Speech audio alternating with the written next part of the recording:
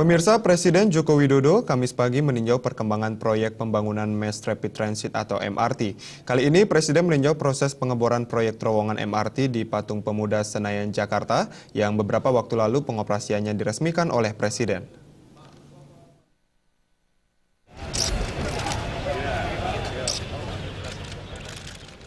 Setelah diresmikan pengoperasian mesin pengoboran atau Tunnel Boring Machine atau TBM yang pertama dan dinamakan Antirja, pada 21 September lalu, Kamis pagi Presiden Joko Widodo meninjau perkembangan proyek pengeboran terowongan Mass Rapid Transit atau MRT Jakarta di kawasan Patung Pemuda Senayan.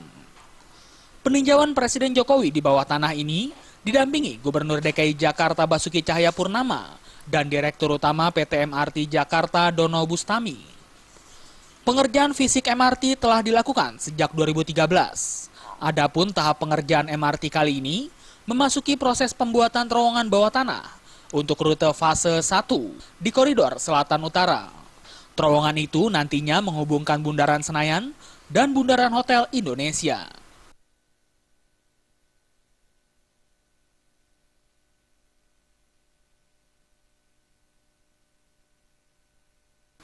Usai meninjau, Presiden Jokowi menyebutkan proyek MRT merupakan peradaban baru transportasi massal di bawah tanah. Peninjauan menjadi perlu dilakukan untuk mengetahui sejauh mana pengeboran mesin antirja dilakukan dan sistem pengeborannya. Jokowi juga mengatakan proses pengeboran terowongan proyek MRT hingga saat ini sudah mencapai panjang 12 meter. Kita memasuki peradaban baru, peradaban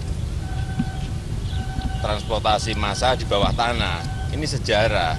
Oleh sebab itu harus betul-betul kita lihat betul. Berapa persen, Pak? Tadi sudah dapat 12 meter. 12 meter.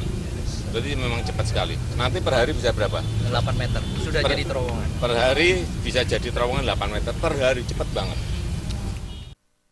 Dari Jakarta, Linda Puspitasari dan Adam